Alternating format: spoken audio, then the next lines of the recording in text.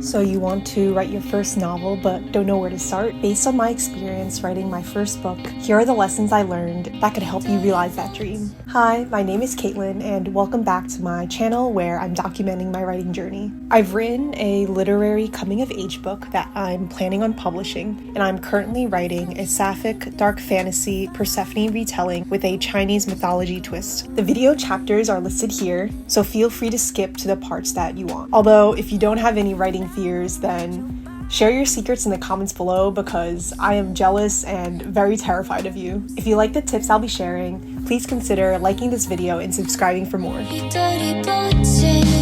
Worrying that you'll never finish, that your writing isn't good enough, that you'll never achieve your publishing goals, or that you won't reach an audience are all very common and perfectly normal fears when writing a book. I am personally so scared that Project Gold, my first manuscript, won't get picked up by an agent and be traditionally published. And even if I do take the indie or self-publishing route, I'm worried that I don't have a big enough platform or good enough marketing skills to get my book into the hands of people who will love it as much as I do. However, while the fear of failure is understandable, it is holding you back from your true potential. It can show up as procrastination, quitting, or even worse, not starting at all. You may think that staying in your comfort zone is protecting you from disappointment and hurt, but the only person who will suffer from your inaction is you. And what's the worst that can happen if you do quote-unquote fail? You'll still be where you are now, but with the tools and experience to help you move forward to better things. The only thing you should be afraid of failing is yourself. If you want to write a book, then you owe it to yourself to try, which leads me to my next point. Worrying how your work will be perceived and fearing criticism and rejection is so real and so difficult to overcome, especially because Project Gold explores sensitive topics such as sexual assault. The thought of people's judgments sometimes paralyzes me. Not only am I worried about how it will be perceived by readers, but I'm also scared that agents and editors will reject it because it's not what's trending right now, i.e. cozy fantasy, romantasy, horror, and back in the summer when I was querying, lighthearted summer beach reads, which is totally the opposite of my book. I'm worried what my friends and family will think. And if you've watched my last video, you know that some of my fears did come true. I shared my work for feedback and got negative responses. However, I am so grateful for every single criticism and rejection that I've faced so far in my journey. All of it has only made me stronger and more resilient. I've learned that judgment, criticism, and rejection are all natural parts of writing. You will encounter all of them, but it's up to you to decide what to do with it. And of course it'll happen. Everyone has different tastes, and that's fine. Your work won't be for everyone. That doesn't make them the villain or you a failure. That just makes everyone human. Also, if you seriously want to write a book, you have to be partly crazy. To work on something for months, more often years, with no guarantee that anyone will read it or that you'll make any money from it, takes a bit of sadism. It means you're extraordinary. And being extraordinary means you're going to have to face challenges and setbacks that would make an ordinary person quit. Because if it was so easy, everyone would have written a book by now. But if you really want to grow as a writer, you need to let go of how you want your work to be perceived by others and to seek feedback from trusted readers for improvement. Everyone experiences imposter syndrome at some point, thinking that you're not experienced, educated, or talented enough to be a real writer can lead you to doubt yourself and even give up when things get hard. While I was in my undergraduate creative writing program, I received criticism that my writing was too flowery, or as they like to call it, purple prose. For a while, that used to really bother me. I felt insecure about my writing, and self-doubt would creep in every time I sat down to work on my novel. I even listened to my inner critic and gave up all hopes of publishing Project Gold for a few months after my first round of failed queries. I didn't feel qualified enough to write a novel. I hadn't even published any poems or short stories. I didn't have an MFA. Who is I to think that I could publish a novel? I became overly critical of my work to the point that I stopped working on it for months. But I've learned that I need to stop worrying about whether or not my work is good enough. Because who is it not good enough for? My professors, friends, family, classmates, agents, publishers? Why am I catering to their preferences and tastes when I'm supposed to be writing the book of my heart? The only thing that you can focus on is writing a book that you enjoy and are proud of, regardless of what anyone else thinks. Because it's not about them. If it was for other people, they could just write their own story. I've decided to stop being so critical of myself because I deserve to pursue my writing goals just as much as anyone else. Besides, I love flowers and my favorite color is purple. Don't want this to go. Worrying that your ideas aren't original or that they're not unique enough to stand out in the market is a big waste of time. You want to know why? Because everything has already been done. There are no original ideas in terms of characters or plot. If you've watched my last video, you know that apparently my story has been done countless times before. But what makes your story special is your unique perspective shaped by your experiences that inform the way that you tell your story. No one can write Project Gold the way I did because no one has lived my life, felt what I felt, and in turn had the life experience that has allowed me to shape my protagonist and her story arc. It's how you tell your story that matters, not whatever tropes, plot, or characters that you are reusing.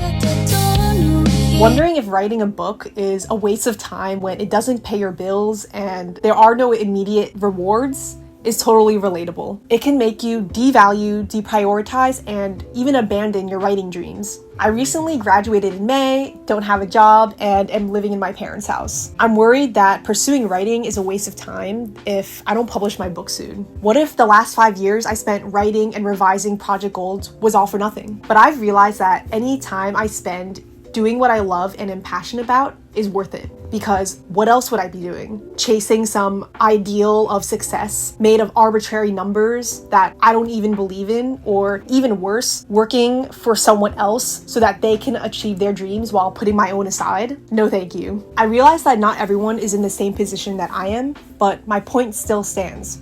There are no such thing as wasted words. Every word you write is improving your craft and bringing you closer to your writing dreams. All you have to do is start. Create a sanctuary out of your writing space. Clean your room, light a candle, grab a drink, create a Pinterest board, put on a playlist, and get comfortable. Your writing time is precious and sacred, so treat it like it is. Do you often complain about how hard writing is? Well, don't, because you are only reaffirming a limiting belief that creativity doesn't come easily, when that is far from the truth. Creativity and inspiration are all around us. From the apps you use on your phone, the architecture of the buildings around you, to the conversations you overhear on the street. If you get an idea, write it down somewhere. Creativity is always there if you are receptive to it. This sensation, it feels kind of fun. Write true to your voice. Be grateful for the drafting process when you are writing all alone. If you're pursuing publishing, this might be one of the only times you get to spend with your work before it's in the hands of others for their feedback and opinions. Solitude is a gift when you get to have fun and write indulgently for you and you alone. It is when you can be the most intimate and authentic with your thoughts. Although solitude is important, so is having a support system. This can mean writing friends or a writing community, but it can also be non-writing related people. Either way, you should make sure to spend quality time with friends and family in order to have a balanced life and healthy mental. Writing will always be worth it because writing reveals the deepest parts of yourself that are so easy to conceal in your daily life. All of your hidden desires, secret fears, and buried emotions will bleed onto the page whether you're conscious of it or not. No matter what genre you're writing, you will learn so much about yourself by the end of it all. Writing a book is a journey, and a long one at that. If you think that this will be quick or easy, I think you need to reconsider. If your main motive is instant gratification, then you're in the wrong place. But if you're serious about this, you should be proud of every single forward step you take, no matter how small it may seem. In an undertaking with so little external results, you need to be your biggest cheerleader and self-validate all of your progress. Getting your book published is only a fraction of the amount of time you will spend working on this book. So enjoy every single part of the process, not just the destination. The only person you should be comparing yourself to is your past self. Also, perfection is a fantasy that only exists in your mind. And while fantasies are fun to lie in for a while, if stayed in for too long, they can blind you to reality. So allow yourself to be imperfect and flawed. Don't stand in your way because everyone is on their own journey and only you can walk yours. Craft your ideal writing routine. Maybe that means waking up an hour earlier before work to get some words in, or taking a break every half hour to go on long walks outside. Then make another routine for the days when you have a lower amount of energy. and create it with fewer tasks in mind. And then create another for your bad days when everything feels like a struggle. We all have different energy levels every day. So it's important to honor that in order to prevent burnout and feeling guilty when we can't be as productive as we are on our good days. Set yourself up for success by treating yourself like a human and not a corporate machine. Treat yourself with the kindness and grace that you deserve. Creativity is excess energy. It cannot thrive if you neglect your physical, mental, emotional, and spiritual health.